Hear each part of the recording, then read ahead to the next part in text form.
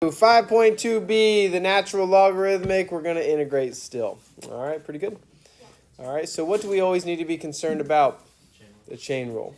All right, we still have to be concerned about the chain rule. Now, here's some guidelines for integration.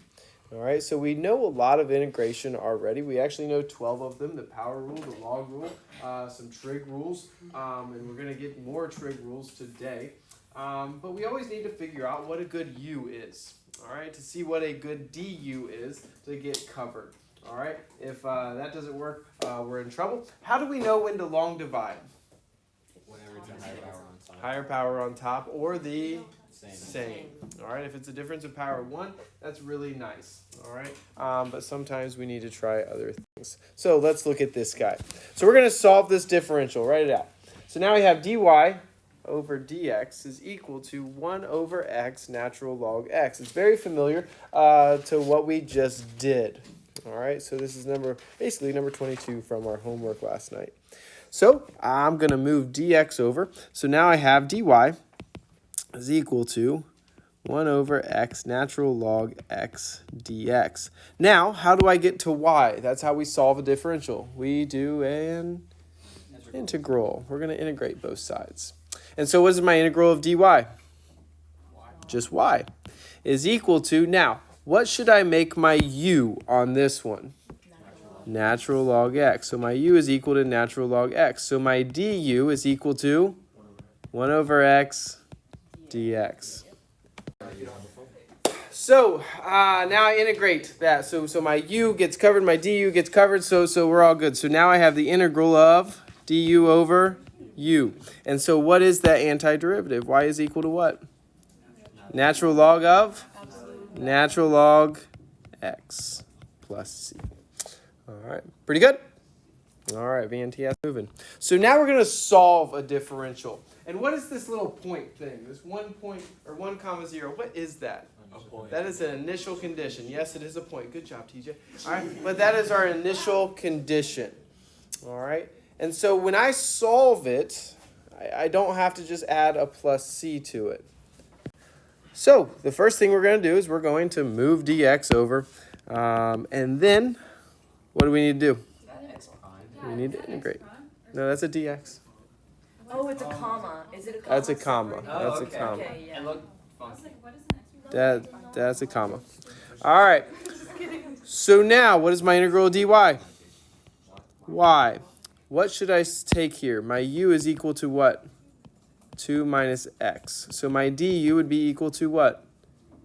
Negative dx. So what needs to be brought out front? A negative to counteract it. So let's go straight there. We're good, people. So now we have negative 3 natural log of absolute value 2 minus x plus c. All right. Now, what do we have to solve for? Now we have to solve for c. So what do? We substitute in this point. All right. So my y is equal to 0 is equal to negative 3 natural log of absolute value 2 minus 1 plus c. What is this natural log of 2 minus 1? This is natural log of what? 1. What is natural log of 1? 0. So what happens? C is equal to 0. Now, is c always going to be equal to 0? No, it's not. Most of the time it's not. All right, so we end up with just y is equal to negative 3 natural log of absolute value 2 minus x. All right, pretty good. All right, so let's look at this one. So now I need to find the integral of tangent x dx. So it's like, oh my gosh, we kind of talked about this the other day, but it didn't actually work out perfectly for us. But I look on my note card. I don't have it yet. Show? I can't do it. Just kidding. We can't. What is tangent? Tangent is Sine over cosine. So now I'm just going to change up the way it looks. So I'm going to say it's sine x over cosine x with respect to x. That's what the dx is. Well, now that I know natural logs, I might be able to do something here. What could I do? What could I make u? Cosine x. Exactly. So what could I make my du? Negative sine x dx. So what needs to be brought out front? A negative. Did it cover the sine x dx? Yes. Yeah, it did. So now I have negative integral du over u. So how do I integrate that du over u thing? Natural log of u. So now I have a negative natural log of absolute value what? Cosine x plus c. Now, depending on who your teacher is in calculus in college, I want to actually cover this. They might not say the integral of tangent is negative natural log cosine. That is the way I'm going to describe it. How could they actually say this differently? What is this negative thingy? I want to talk about it, but I'd like you to think of it this way. What is the negative thingy? It's 1 over that. It's an exponent, right? It's an exponent. So this is basically a natural log of 1 over cosine x. That's really what's happening. And then what really is 1 over cosine? Secant. So the way that some professors or math people will actually give it to you is they'll actually say natural log of secant plus c. Now, I don't personally like that way, okay? That is another way to Tampa. I don't like it, though, because do we actually think of secant in our head? No. How do we think of it? We think of this cosine part, all right? So I'm going to ask you to think of it as a negative natural log cosine plus c. Does that make sense? All right. However, I know some people think differently about it. Cool? We're moving. So now we're going to find the integral of secant. And before I get to the right part of it, I want to get to the wrong part of it. I want you to see how this works. Well, what did we do before? I don't have the integral of secant on my note card yet. Daggone it, I can't do this problem. So what is secant? 1 over cosine. And we're going to erase this, so write lightly. Or you just don't have to write it. So I can think of it as like 1 over cosine x, right? Well, let's use the practice that we did last time. What would be my u here? Cosine. What would be my du? Did it get covered at all? No. So is that the way to Tampa we want to go? No. So I'm going to manipulate it by multiplying by 1. If we put something over each other, it's multiplying by 1, right? So obviously, everybody would multiply by secant plus tangent over secant plus tangent. All right, right. Everybody's going to multiply by secant plus tangent over secant plus tangent. Everybody would think of doing that. All right. True? No, never. All right, you really wouldn't. But did it break any math rules? No, it didn't break any math rules whatsoever. So essentially, we multiplied by 1. So when I multiply by it, what does my numerator become? Secant squared x plus secant tan over secant x plus tangent x. Do we at least understand how it got manipulated? All right. So let's put it into practice what we just did. What would be my u?